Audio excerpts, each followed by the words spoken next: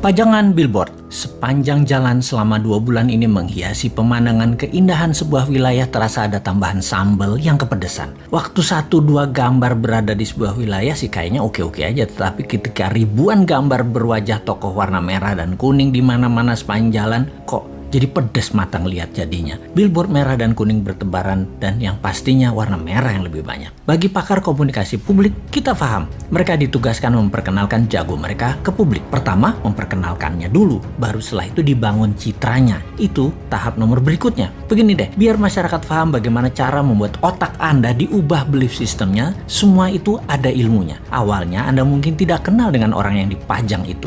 Lalu diperkenalkan. Lalu akan diubah citranya agar Anda suka. Otak kita memang mudah diubah sesuai maunya pemrogram selama ada kunci yang dikerjakan, yaitu pengulangan, diperbanyak dan diulang-ulang. Ingat kata-kata Hitler, create a big lie, repeat it, eventually they will believe. Ciptakan sebuah kebohongan besar, ulang-ulangi, pada akhirnya mereka akan percaya. Sekali lagi, kuncinya adalah pengulangan. Jadi semua ini ada rumusnya dan hal ini bisa dipakai di produk sahabat atau di personal branding ketika Anda mau menjual diri Anda, apapun tujuannya. Salah satunya ingin jadi presiden. Rumus dasar promosi changing belief ini ada 4 step, di mana pikiran manusia yang ditarget tadinya akan diubah sesuai tujuan pemrogramnya. Yaitu 1, manusia itu unaware atau tidak kenal di awalnya. Kemudian 2, dia aware, menjadi tahu atau knowingness. Ketiga, likabilitas atau kesukaan.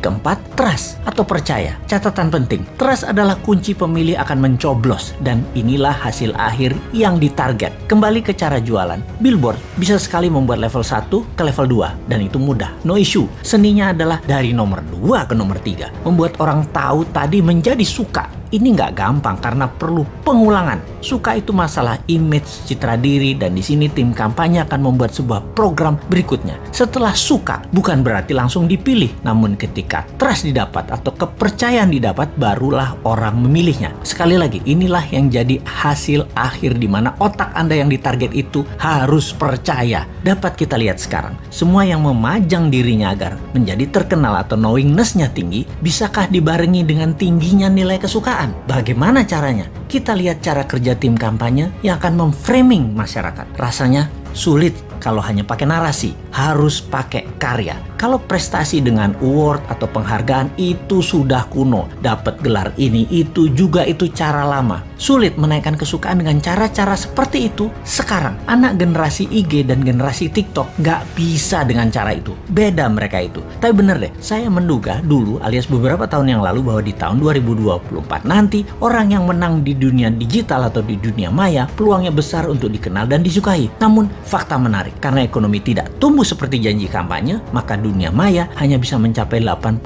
populasi urban atau orang-orang kota dan hanya mencapai 36% di perdesaan atau daerah rural. Alias kalau di total 55% manusia Indonesia ternyata belum terjamah informasi melalui internet dan sosial media. Dalam 5 tahun ke depan dari tahun 2019 ke tahun 2024, kalau ekonomi maju seperti target pejabat negara, maka perkotaan bisa mencapai 100% manusianya terjangkau internet dan 70% daerah rural, area pedesaan dan pelosok bisa mencapai 7%. Tapi hal ini tidak terjadi. Faktanya tidak tercapai. Maka spanduk, baliho, billboard masih jadi pilihan untuk membuat nomor 1 dan 2 dalam strategi pengenalan calon. Tapi 3 tahun itu masih lama. Bahkan orang yang disukai pada saat ini dalam 3 tahun lagi bisa jadi tidak disukai dan bisa saja ada orang baru yang muncul langsung lebih disukai banyak orang. Sahabat semua, di sini kita mengingatkan, bersiaplah dengan pengulangan citra positif para petarung di 2024 yang memang sedang mencari popularisme. Semoga Anda tetap dalam keadaan sadar bernegara yang berdaulat, tidak seperti pemimpin 20 tahun terakhir ini arah bernegaranya